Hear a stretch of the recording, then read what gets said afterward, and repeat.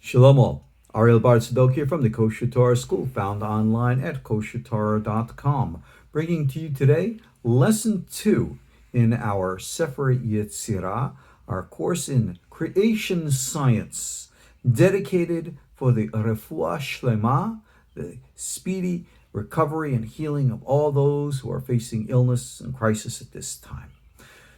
Let's jump right in.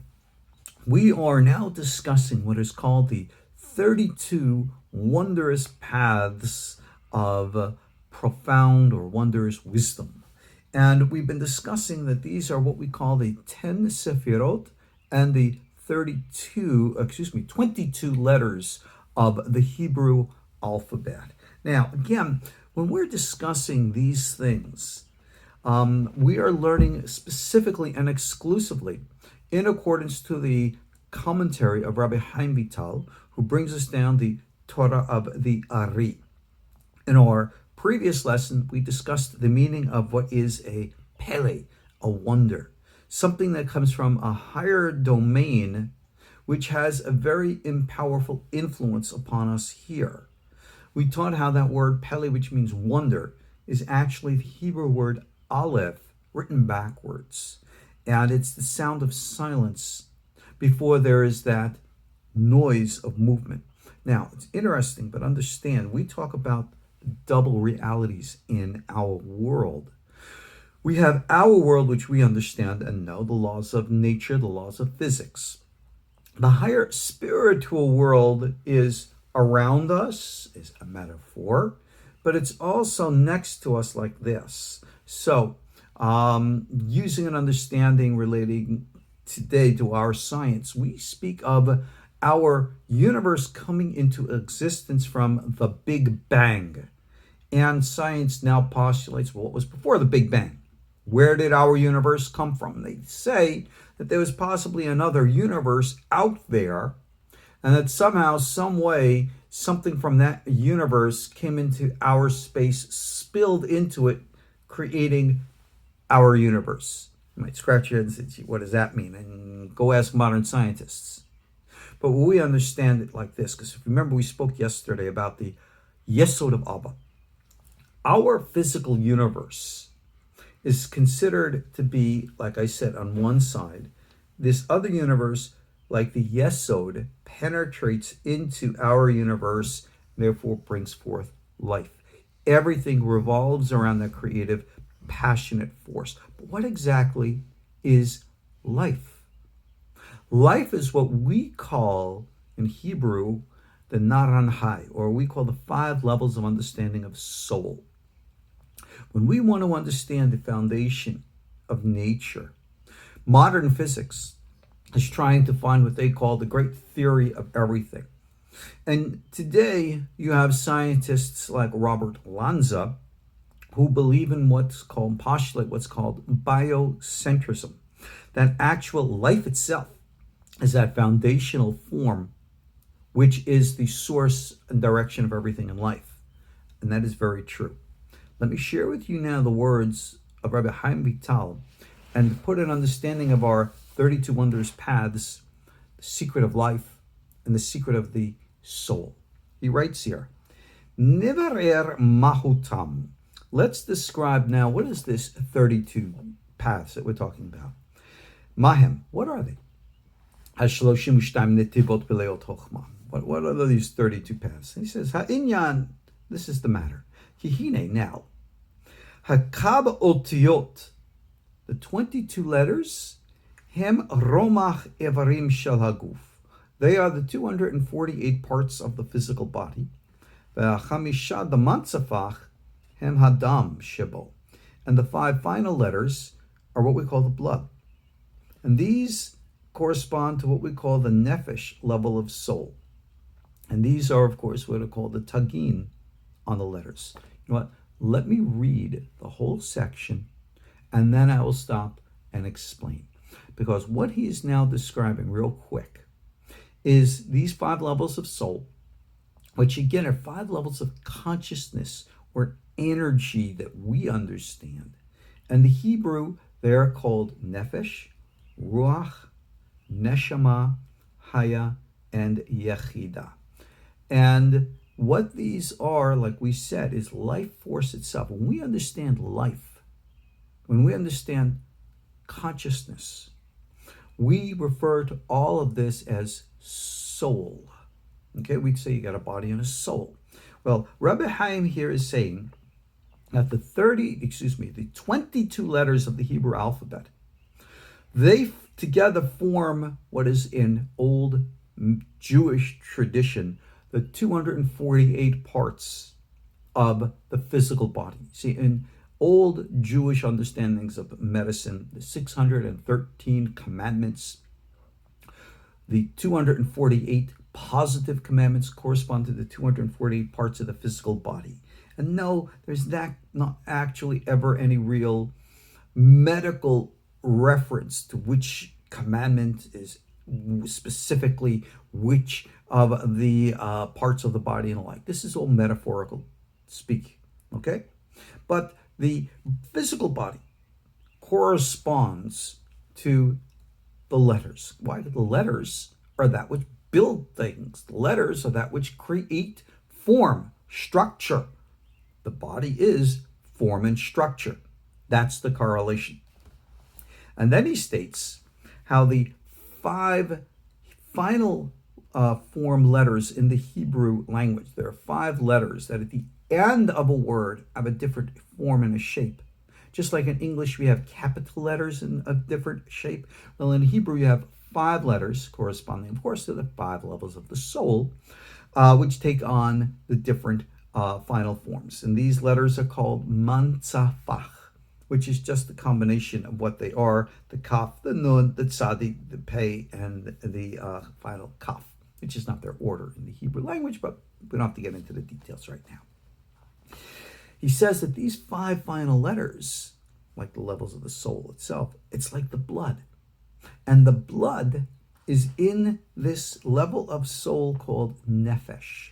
So you have here the form, and then you have the nefesh in the form, body and life force energy. Nefesh, this is the first of the 5 levels of soul, is what we call your life force energy. Your life force energy is essentially what we call your chi, organ, prana, kundalini, life force energy. And as it's well known in the Oriental traditions, that the chi is in the blood, that's exactly what the Torah teaches about the nefesh soul in the blood. So they are identical. But Rabbi Chaim now is going to correspond the parts of what we call the Tanta. The Tanta is a acronym that Rabbi Chaim Vital uses when describing the Hebrew letters. You see, for Hebrew letters, they have different parts to them. Obviously, the form of the letter itself, whether it's an aleph, a bet, you see me drawing here in the air here. But when you look at a Hebrew letter written in a holy parchment, like a Torah scroll, you will find very curiously, certain letters have little like lines on top of it. Those little lines are called in Hebrew crowns. Crowns, a curious word in the Corona days here. These crowns are said to indicate a level of meaning into the letters themselves. And there's an old midrash that states that back in the day when Moses ascended to Mount Sinai into heaven, and he was able to gaze upon all the souls of all those who were to come. He saw the soul of Rabbi Akiva, pre-incarnate.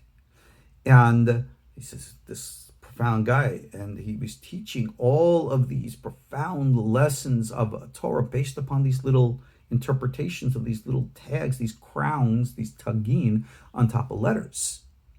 And Moses said, wow, what the heck is he doing? And he heard the pre-incarnate soul of Rabbi Akiva says, all these lessons I'm teaching from these little crowns is the Torah of Moses from Sinai. Moses himself didn't even know this, but Rabbi Akiva did. These symbolize, if you will, the life force energy, the blood, the chi that is in the letters. Now, what does actually all that mean? Remember, body and soul. Well, in Kabbalistic tradition, we refer to the Torah itself as having body and soul. So the body of the Torah, obviously, is its physical form. And the soul of the Torah is its, in quote, spiritual form.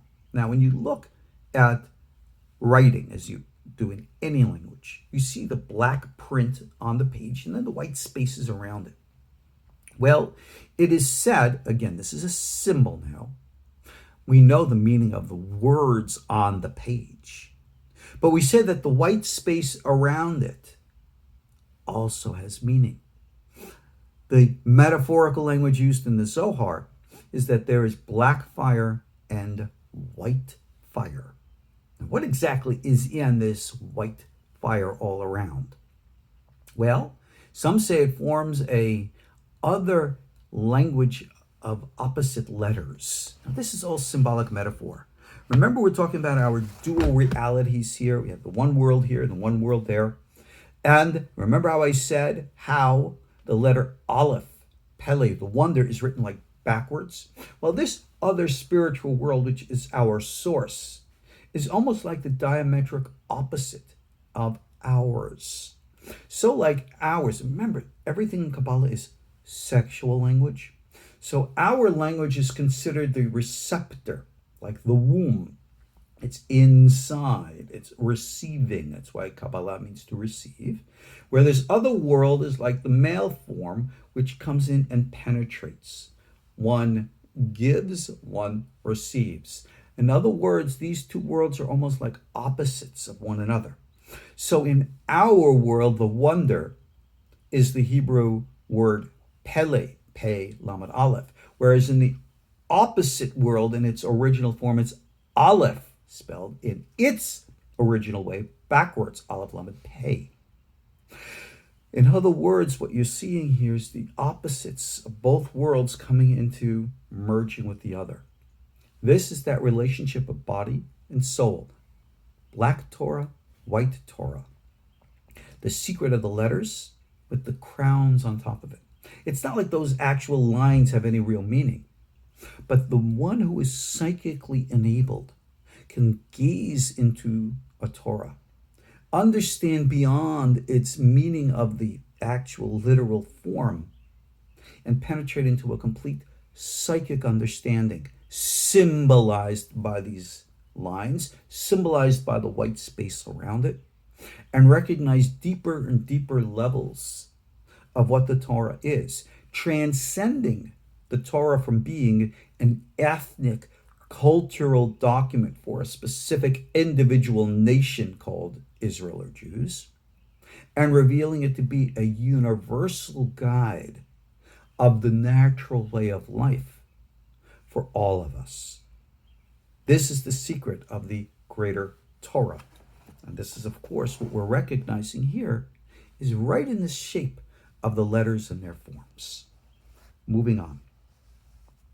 We have above this now, okay, he states here, a next level.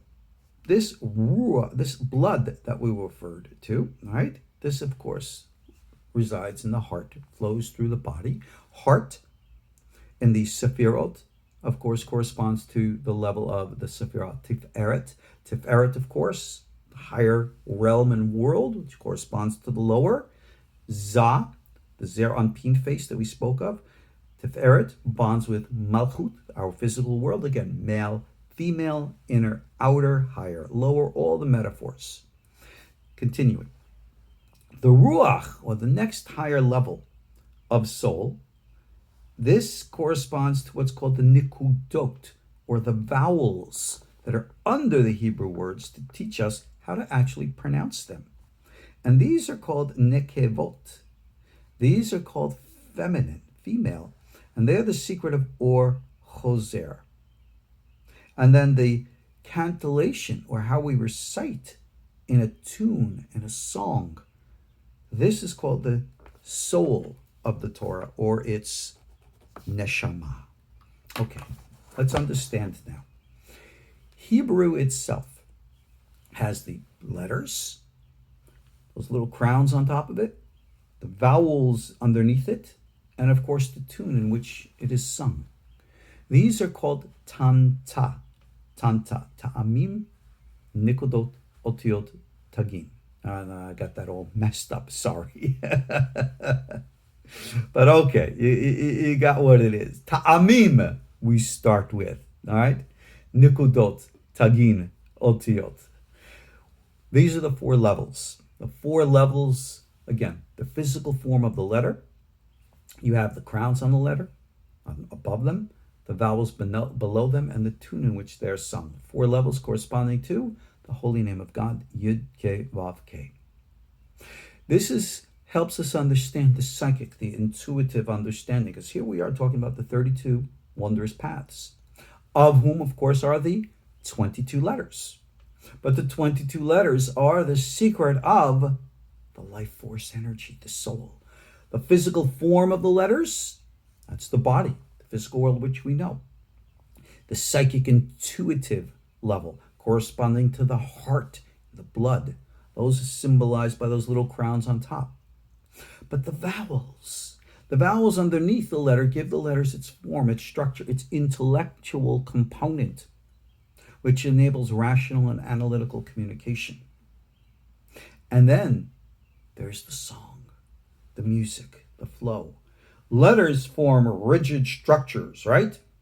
The word, for example, dog, just any old word, dog, D-O-G. That's, you know what a dog is. I can show you behind me, little old Sierra sleeping on the couch.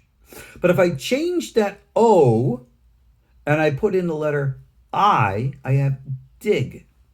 Dog, dig. It's the same but different vowel. Completely changes the meaning of the word. Very rigid structure. That's what letters and forms and the physical world is. But then you have the song, the music, the flow of life itself. This is called the ta'amim. When you go to the synagogue and you hear the Torah chanted, the chant is an ancient form of a tune. And this was actually used in the prophetic tradition, which we talk about in our prophetic version of this course, available for those of you who want it, email me. And it opens up the flow. So in understanding our letters, our Sefer Yetzirah, we must understand the nature of this physical world and the higher fluid world above us. So in these dangerous times, when people today are afraid of illness and people are acting in all kinds of appropriate and unfortunately inappropriate ways, let us recognize that there really is a higher world, a higher way, a higher truth. And it complements and corresponds with our physical real world. So in this physical real world, we have to take appropriate physical real directives to safeguard our physical health and do what is wise and appropriate. And at the same time recognize that there is a higher hand, there is a higher force. And through our studies of Torah, we gaze into the words and we seek to penetrate beyond them, the depth, to the secret, to the soul. And in doing so, we can accomplish great revelation and insight, which, like a soul, will permeate our body, our minds, our thoughts, our feelings, and direct our actions. So we knew what to do, how to do it, when, where, why, how, for the proper, correct course of action for our lives. And that is our lesson for today. Contemplate it, consider it, and God be willing, we'll pick up in our next lesson next time. Ariel Tzadok here from the KosherTorah School, wishing you refuah shlema, meaning happy health, stay strong, have faith, we'll all get through together. Shalom.